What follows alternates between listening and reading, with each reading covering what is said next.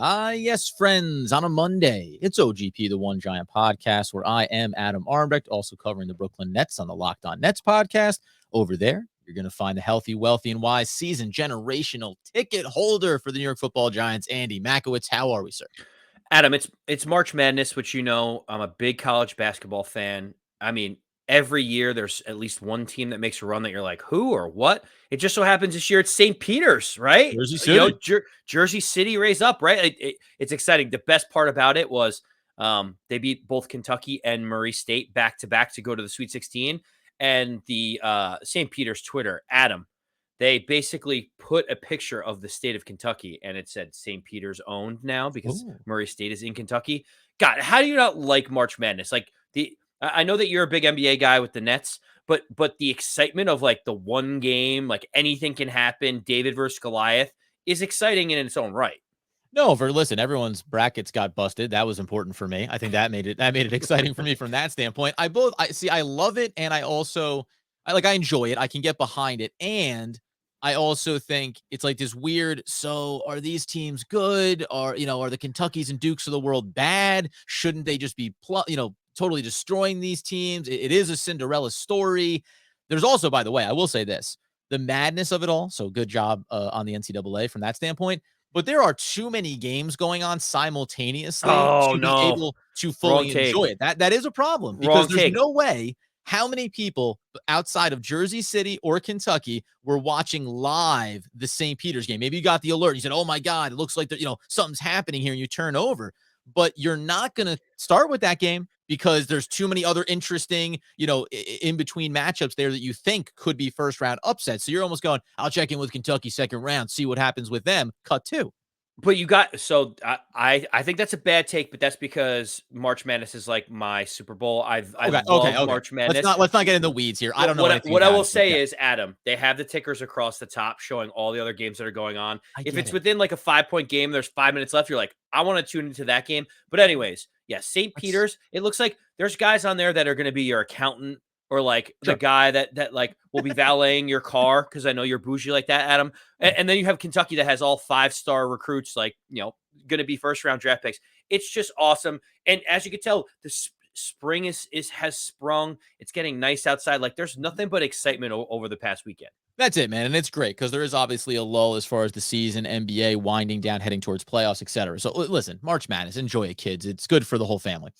The bottom line is, though, as we talk about some of the New York Football Giants, we're going to get in on a couple of transactions around the roster, going to take a look at what it could mean for the draft upcoming, and then a little bit of how it ties into the Giants when it comes to next month's draft, some of the incredible, just ping-ponging, bouncing, swirling changes that have come across the NFL, which even during March Madness, the NFL still manages to dominate headlines from a day-to-day basis. So let's start in on the Giants. Just a quick, not really quick, actually. I do want to take a minute on this. I don't want to skirt past it. The Giants signed veteran running back Matt Breida. He obviously started his NFL career undrafted with the 49ers, was on the Buffalo Bills last year, just 26 carries across that dominant season that he had there. What is your take on the Giants bringing in someone with obviously familiarity and ties to Buffalo and Dable, but as far as how it projects for what the Giants are going to do here at the position overall? Yeah, well, I think this is another solid signing. I don't think it's too earth-shattering. He obviously has familiarity with Brian Daboll from his short stint in Buffalo. He actually surged and had a couple touchdowns and started looking like he was going to wrestle away the number 2 job, not from Zach Moss, but Devin Singletary in Buffalo. Ultimately, for the playoffs and their run, they decided to deactivate Breida. Didn't really get the reps that they wanted to go younger with Singletary. To me, this is very similar to the Corey Clement signing. Bring another veteran in camp. Let's see if he's got fresh legs. Let's see if he pushes a potential, later round running back draft pick in the draft. And then let's see what our room looks like between Saquon Barkley, Breida, Antonio Williams, and player to be named later throughout the draft. 27 years old is Breida. He has a 4.9 yards per carry average over his 64 career games. Also has 83 receptions in his career for a very impressive 78% catch rate. Small sample size, you can argue, but he's obviously been solid, not spectacular. I'm going to go the other direction with not the other direction, so to speak, but this means something to me. Like you said, bringing in bodies.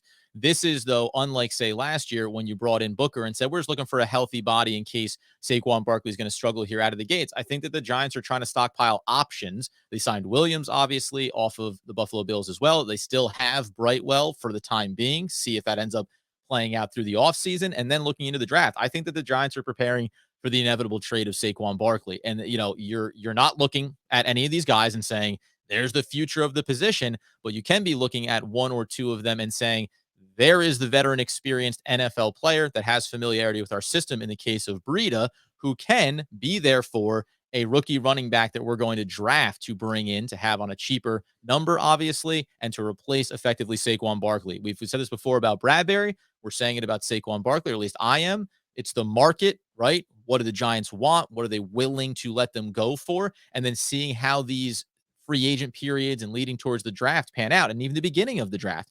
When all of a sudden you're there in the third or fourth round and a team that missed out on a running back or feels like they are just a running back away, you're going to get a call. And I think that Joe Schoen and the Giants are going to take a third or possibly even a fourth round for Saquon Barkley, because it's about getting the assets. It's about turning over the money. It's about turning over this roster and looking towards the future. So I just think that a guy like Breida, at least is he going to be an all-pro? No.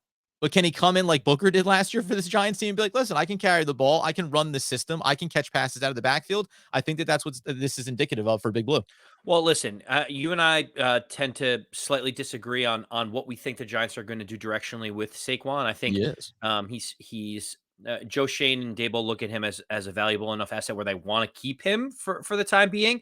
You know, it will be very interesting. You I meant to look at say this. they look at him as a valuable enough asset that they want to trade for the right amount, right? Right, well, that's I know where directionally you want them to go, Adam. But I think that to me, this signing doesn't really do anything for Saquon. It's not like someone's pushing him for number one duties. If you were to trade Saquon, you'd still have to go get a running back anyway. So, Yeah. like for me, I still think there's a lot of question marks. This doesn't this doesn't put Saquon 1 foot closer out the door than he was yesterday, so to speak. I think it prepares for the possibility of it better, right? You feel better now if they ended up trading Barkley, you'd feel better that you had Breida, right, than if you didn't have him on the roster.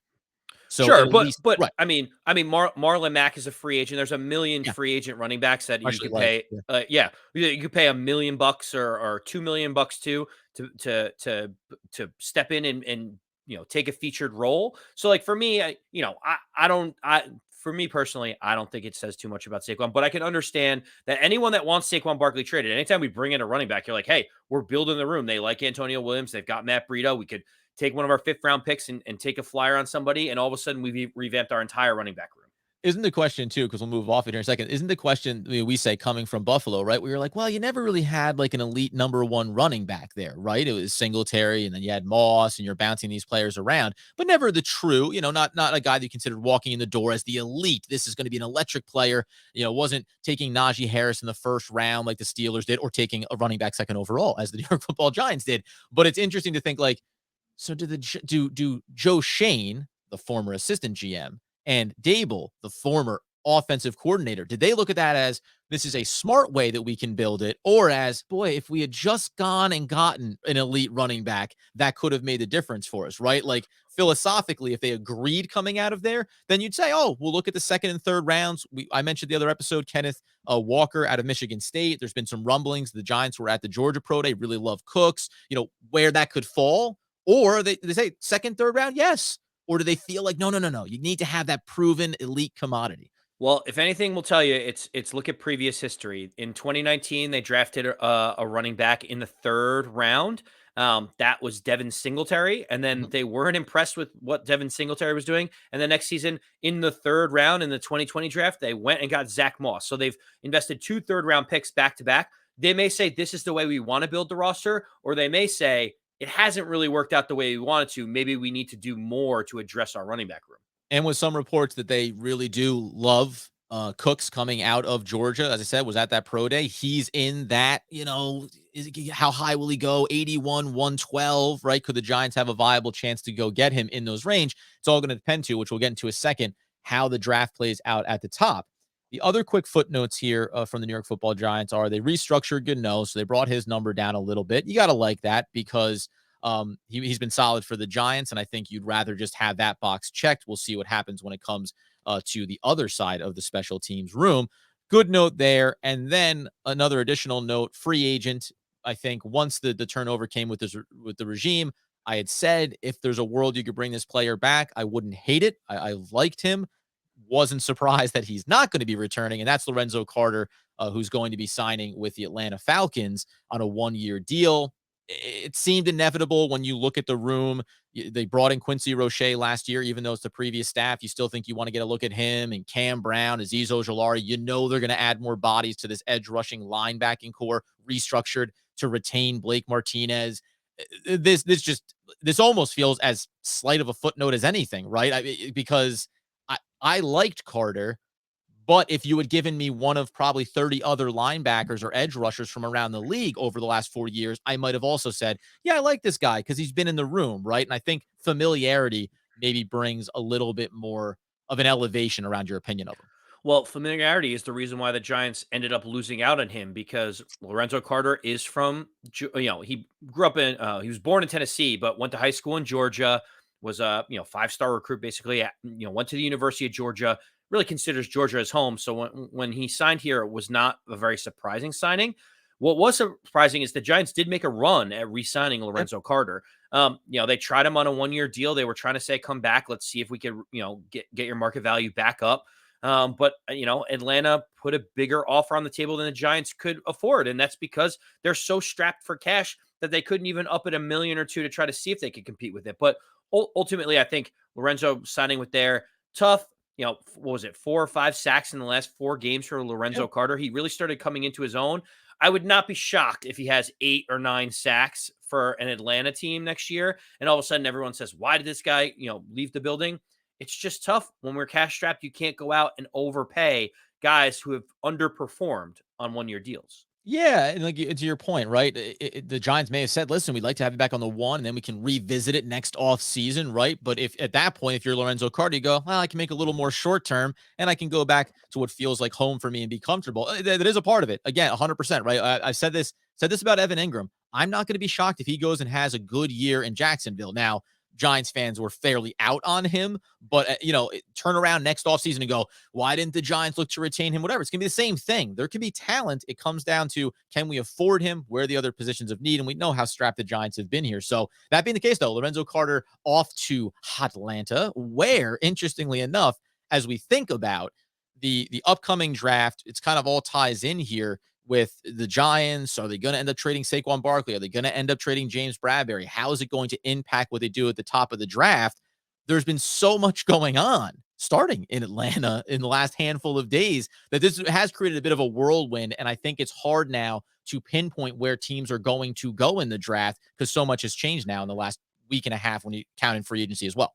Yeah, so let's just give the 30-second recap just in case everyone's confused on why, like where everyone's gone or what everyone's been doing.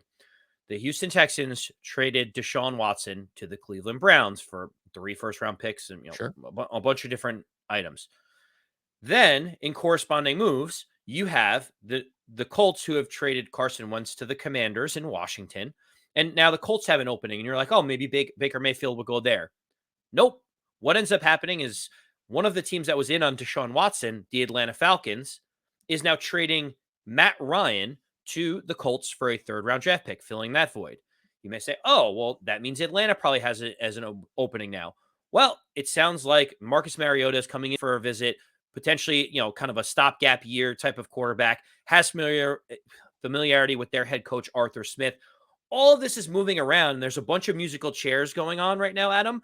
But what's interesting is number 1 former overall pick, Baker Mayfield, is kind of being left out in the dust. And there aren't that many teams that are really left for his services. You may say the Saints are potential, but they seem to like Jameis Winston. You may say the Carolina Panthers, they were really in on Deshaun. Do they really, are they thinking that he's an upgrade over Deshaun or Sam Darnold or other people that they have in the building? And Seattle's saying that they like Drew Lock. So what's your high level thoughts about just Baker Mayfield? There's already rumblings. Nick Wright on Fox Sports came out yesterday and said Yeah. the number one team that should be looking for Baker Mayfield, the New York Giants. Does Well, Nick that mean Wright's a bit of anything a, to you? you know, well, that's neither here nor there. The bottom line is, listen, well, the initial high level thought is Baker, unfortunately, and listen, you can, whatever you think he is or isn't, right? Last year is a bad year for him to be coming off of. The season prior would have been the perfect year to be in these waters here because his stock was certainly higher 2 seasons ago than it was coming off of his performance. We know the injury, etc. I think the timing of all of this really hurt for Baker Mayfield, right? Because there's a lot of teams out there now. You're talking about being in division, but the Steelers end up signing Mitchell Trubisky. We know the Giants were possibly in on him. All these musical chairs of where even the Commanders. I think the Commanders would have much rather put in a phone call to Cleveland and say, hey, what are you looking for Baker Mayfield? As opposed to sending significant capital, as we're all still confused by, to the Colts to get Carson Wentz, right? So a lot of boxes got checked here. Even Denver, who knows what would have happened there if it wasn't a fait accompli that you were going to be getting Russell Wilson, right? All of these mechanics are happening. Seattle as well. I'm shocked by Seattle that they're going to say that they love Drew Lock. Doesn't mean they should like Baker Mayfield, but so many chairs have gotten filled or had gotten filled before this played out with Deshaun Watson. I think Baker Mayfield's stock really plummeted, and you can even see that inside of the building where they refused to honor his trade request. The Cleveland Browns did, thinking they weren't sure they were going to be able to be in on Watson. Then they get him, and they're like, well, why don't we go ahead and see what's possible here? So circumstances, I think, hurt Baker. And then, I mean, from a high level, you want to talk about Nick Wright and saying the Giants, again, timing of this is a little bit different. As it stands right now, the Giant, well, I'm going to, let's just put it at brass tacks. Baker Mayfield is making $18 million right now in this incoming season. Really hard right now in this moment to say the New York Football Giants should be in on an $18 million quarterback coming off of just his rookie contract, but also someone that I think falls into this pot of, yeah, he's okay. Is that really where the Giants are as a franchise, that they want to bring in an $18 million, entering into the final? He's looking for a new contract. I don't understand how Nick Wright drew that immediate connection that the Giants should be all in on Baker. Well, his argument is that Daniel Jones is like the worst starting quarterback in the league. So you got to start at that starting point where he says, nope, he's not the guy. They need to clearly move off of him.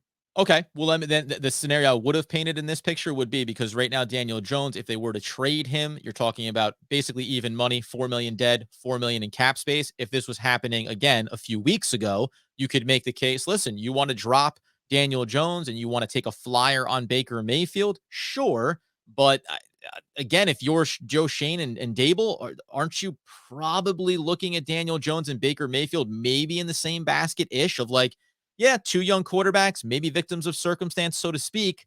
Are either one of them more viable than the other? Why go spend what would be adding 14 million right onto the cap room to take a look at this player? Even if the draft compensation of moving Daniel Jones on to say somewhere like New Orleans, or bringing in Baker Mayfield, let's just say it was like a fifth round pick for each of them, even if it was all equal, are we really even sure that Baker Mayfield is that much better than Daniel Jones? And the second piece of it is, are we even sure that Baker Mayfield would be better suited for Brian Daboll's offensive system? Sure. Think about the type of player Josh Allen is. Bigger, more athletic, can run, throws a beautiful deep ball. Baker Mayfield is much, much smaller than Daniel Jones. Baker Mayfield is not as athletic as Daniel Jones. I think that's an easy one to be able to say. Also, Daniel Jones is more accurate throwing the deep ball than Baker Mayfield is.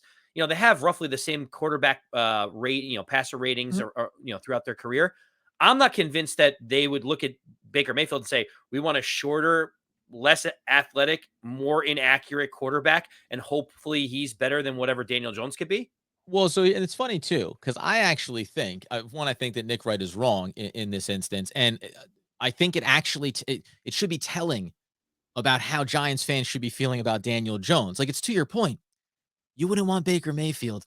Why do you want Daniel Jones? It's all relative. Now, for the price point and what you're paying, and he's already in the building, that's why you keep Daniel Jones around. You give him, you give him a fair shake last look.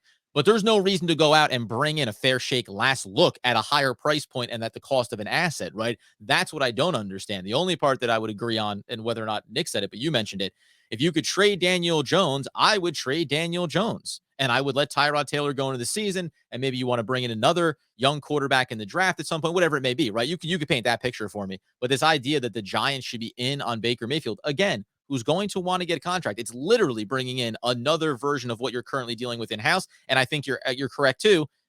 From a skill set standpoint, Daniel Jones at least looks like he's more in line with what they're going to want to do offensively. Why would you go spend more money on someone that you don't even know if actually fits to what you want to accomplish? Well, to your point, it's way less likely that the Giants are even interested in Baker Mayfield. You talked about potentially trading Daniel Jones. That's where Adam the draft comes into this a little bit, Oh, right? yes. Like this will impact the draft plans for the Giants. Now, a lot of people are saying they're at 5-7. There are reports saying that, I think Peter King reported that they should be trading back at least once in the first round to accumulate more draft assets. Mhm. In your scenario, trading Daniel Jones regardless would open us up to be able to look at a quarterback. You mentioned Tyrod Taylor being a bridge, but talk to me a little bit about trade back scenarios for the Giants, knowing that they have 2 top 10 picks. Yeah, this is where I was curious to get your opinion on it because Peter King, as you said, he came out and said, and again, I've been saying this on the podcast, like going forward, this is about the short and long term, and you don't want to end up in the Chicago Bears scenario next draft where you trade up to go get your quarterback and you leave yourself with no first round picks in the following draft. So that's the number one reason why trading back might make sense. Pick up a future asset. Okay. But then inside of this draft, like you and I have talked about, if it's Aquanu, if it's Neal, we'll take them at the top of the draft. But if it's Cross, I might pause a little bit. I think there's these scenarios. So to me, if when the first 4 picks come off the board, one of those 2 top tackles aren't there, and you actually had a really good you sent me a text the other day about where offensive linemen have been taken over the course of drafts. But if those 2 tackles aren't there, I think you should one of 2 things. If you believe in Sauce Gardner, if you've traded James Bradbury, I think you can take him at 5 to make sure that you get him. Or you put that on the block. Who wants to come up to get ahead of Carolina? Who likes one of these quarterbacks? Who likes one of these players? Maybe it avoids taking the safety out of Notre Dame so you don't have to worry about the Giants getting him. Trade back. You can still be in the first round somewhere. The Saints have been in that picture there, certainly somewhere in the teens potentially, and get yourself the extra draft capital and the extra second or third round picks, even in this year's draft, which gives you flexibility if you're going to maybe replace a Saquon Barkley. If you can get your tackle at 5, about 60% of the time, Sauce Gardner isn't there at 7 anymore because another team wants him. Could be Carolina, could be a trade scenario. Now at that point, I think the only scenario in this moment that I really believe in is if you can get one of those 2 tackles at 5 and Sauce Gardner at 7, stay at home, take them, you love them, move on. Any other version of it, I think the Giants need to be ready and willing to trade down to get themselves assets this year and next year, and you can continue to fill things out in the second, third, and fourth rounds of this draft class. But and then that includes, by the way, I'm a big fan of Walker. I don't think you have to stay committed on him. There's a number of talented edge rushers at the back end of the first and into the second round that they could pursue. Yeah. So as you mentioned, people keep talking about offensive linemen. You're like, oh, we don't need to draft an offensive lineman in the first round. And I think people just have this weird stigma that offensive linemen can be found anywhere just because like Trey Smith randomly falls to the Chiefs in the 6th round and becomes an immediate starter. Like that doesn't happen. Offensive tackles starting that are like starting level don't grow on trees. And 80% of all of the left tackles or all of the tackles that are starting in the league were drafted in the first 2 or 3 rounds of the entire draft. So we need to address the offensive tackle position. And I do believe, to your point, that if Ikwanu is there or Neal is there, the Giants really have no choice but to go ahead and draft them. Like they have to shore up the offensive line. I think at 7, you do make a good point. There are plenty of edge rushers, but again, if you really like one of these guys and it ends up hitting, then you look like a hero. Now, trading back gives you more lotto tickets later on. But again, we've talked about this before. Adam, if you had a choice right now between Kadarius Toney and the 7th pick in the draft or Rashawn Slater, which do you prefer if you had your way? Because the Giants could have had what looks to be a potential all-pro offensive tackle if they would have just stood pat last year.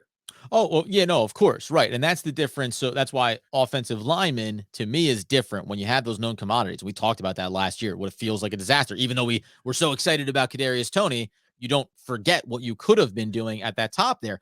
I don't know though, right? Because again, this is where it comes down to Sauce Gardner or an edge rusher of need. Is Maffa going to be there at the top end at 36 in the second round? Well, that's a very strong edge rusher that you could bring in and feel like we're still going to have a real weapon on the defensive side. Is Sauce Gardner so hands down above the other options that you could have in the draft, like Petrie at the top of the second round, the cornerback spot, right? If you feel like he's leaps and bounds ahead of those guys, then it's viable to take him. But if you think there are real options, and this isn't unlike Gettleman and saying, the fifth round, I can get an offensive lineman and feel great about it. No, it's got to be first, second, and third rounds. Where do you have your hierarchy of positional needs, and where do you think you can really go and attack them? And the difference probably is if you don't believe that Sauce Gardner is this unique, or if you don't believe that Walker is this unique piece, or one of them isn't there, if Gardner's not there, trading down then does give you the flexibility to go and target the guys that you want. The interesting scenario is, remember last year when the Giants did trade back at the top of the second